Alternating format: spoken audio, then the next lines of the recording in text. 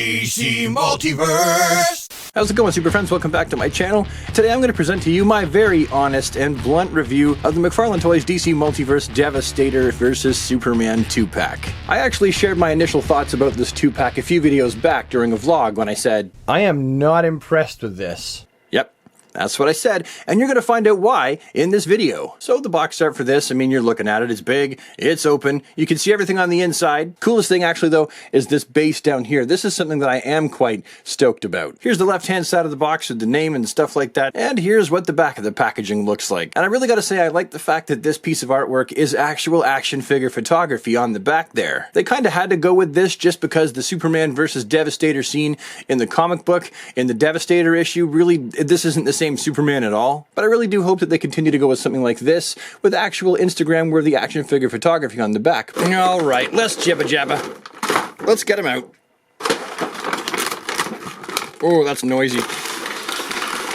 Alright, so here's the whole shebang that we got in the package. Both figures, both trading cards, and that really cool, craggly, rock mountainous looking base. Straight out the gate, I want to let you know that I'm not going to be doing the articulation segment, and this is going to be largely a comparative video more than anything else. Except for these two trading cards.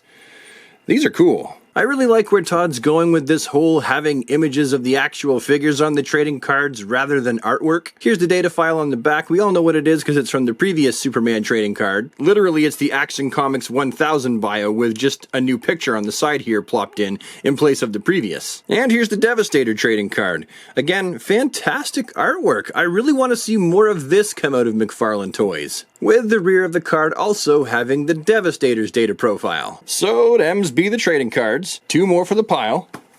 And here's that action figure base. This is one of the things that actually have me just a little bit more stoked about this than probably I should have been. If you're into action figure photography, I think that you may find this to be sufficiently detailed to make your pictures stand out and pop and add to your scenes. At first glance, it looks kind of like they've got two different tones with maybe a darker wash over the light, but I really think that that's just how the paint actually looks when you put it on top of this kind of grayish, beigeish, khaki base. But it works enough. It actually kind of looks like rock, and come on, let's face it, I would really hate to get slammed down on top of this thing. This little peak right here just screams of, uh-oh, someone's getting impaled through their chest or in their butthole. So yeah, the base is very, very cool. One of the selling points of this 2-pack. And of course we have both figures. Now for the Superman, we get a brand new head sculpt, and you know what, you guys know me, I'm not usually a big fan of the Angry Soup's face sculpt, but I'm really torn with this one, because Todd did a really fantastic job with the sculpting, and the paint apps, and just everything all around. This is a really great, angry, fired up Superman head sculpt. I like it a lot. Also, when it comes to the face sculpt, I gotta tell you, I really do appreciate the skin tone on this Superman just a little bit more, and also the attention paid to the detail of his eyes. And also the fact that the hair's not glossy like it was on the original, and also the fact that it doesn't look like a different Superman. There's actually some continuity to the facial structure with this one. And the other thing that's different about this Superman figure in comparison to the first release is you get this new hand sculpt as well. One that kind of looks sort of claw-fingery, angry, I'm about to do a kung fu move on you. And that's really basically it as far as anything new about this repackaged Action Comics 1000 Superman figure. It would have been kind of cool if you actually had have included the S on the back of the cape with this one, or maybe even sculpted a new cape with it. Possibly, since this is Superman fighting Devastator, it might have been cool to have maybe a tattered, ragged cape. Heck, this cape could have actually been reused, the same one from the infected Superman, or in this case, Custom Bizarro. But the reason why I said in a previous video, I am not impressed with this, it wasn't due to a lack of newly sculpted detail, but rather due to the quality control issues.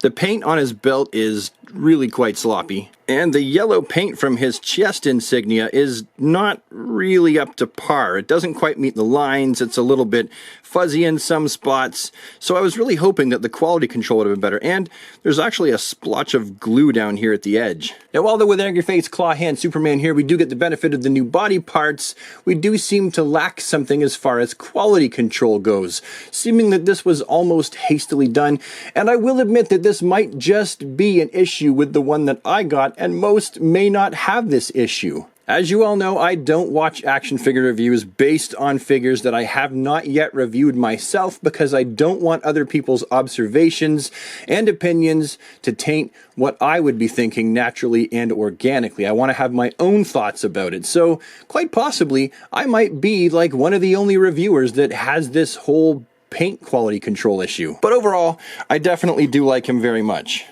And now we come to the Devastator, a figure that, again, you all know I've already reviewed, and this one, in my opinion, is in a few ways definitely inferior to the previous one. But in one key way, I suppose it does kind of excel. In comparison to the previous one, oh, wait a minute. Oh no. I just realized I've got to take all those figures down to get to Devastator. That is a lot of figures on the way. Look, can you see Devastator?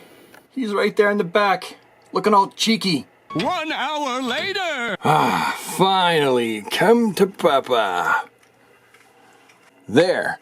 Now we can really compare the two side by side. Personally, I just think that the original release looks better. The paint deco is more even looking, it's a matte finish, it's not glossy as the newer release, and the black wash they put over this figure really brings out all of the nooks and crannies and cracks of the sculpt, because it's a fantastic sculpt and you really should be bringing out all those details. Where the current release is actually molded in gray plastic, and it has no paint apps whatsoever on his body. The spiny, spiky bone spurs on his arms, knuckles, and shoulders have all been molded out of a darker, gray-scaled plastic, while his body, and you can see it actually here best with the butterfly portions of his shoulder articulation, have been molded out of kind of a mixed bag of grayish plastic, which you can see with the head sculpt actually makes for these random markings inside of the plastic. There's another noteworthy one here on the finger. You can just sort of see the mix all throughout the figure. And really, it wouldn't be that huge of a deal to me,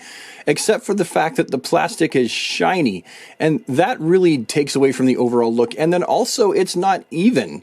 You have the ab section being this lighter color, and then up here in the chest torso area, it's a darker gray, while the legs are kind of splotchy and all over the place. So I understand what Todd is going for by doing this kind of thing, likely trying to eliminate paint scuffage, like right here. And it was likely some sort of a cost-cutting measure because, let's face it, it's definitely cheaper to mold your figure out of the color plastic you want it to be rather than to mold it and then paint it. Meaning that Todd can utilize this sculpt all over again with this figure and have to pay minimum costs. So just to recap, the reasons why I'm not super impressed with this Devastator is that A, it's not uniform. Like this foot has 2 different colors of plastic. Same thing with the torso, and also with the hands, with one being really dark and one being really light. While some people feel like this may add to the overall look of the figure, I just feel like it's more of a QC issue. But I guess the real question here at the end of the video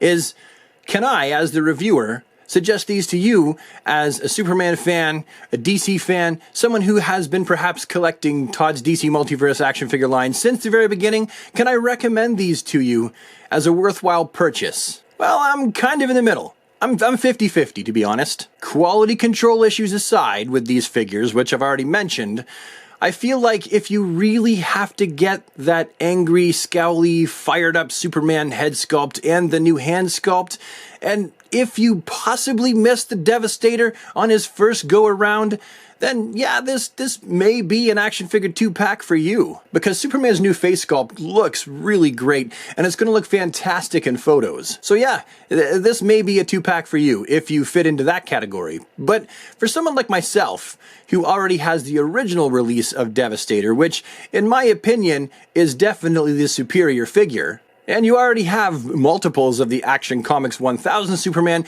and possibly you're not into that scowly, angry face, then you may want to sit this one out. It doesn't bring anything really significantly that new to the table. Unless, of course, as previously mentioned, this action figure base here was also one of your prime selling features, in which case then, again, yeah, maybe you do want to pick this up. On a personal note, I definitely feel like this 2-pack is a great big, sadly missed opportunity to just redeco the existing infected Superman body buck, as so many Multiverse and Superman fans had hoped for. Before any of us fans had seen any of these here promo images of the 2-pack, I think a lot of us had kind of thought that's what Todd had up his sleeve. At least, that's what we'd hoped for. And instead, Todd opted to use the Action Comics 1000 Superman body buck again.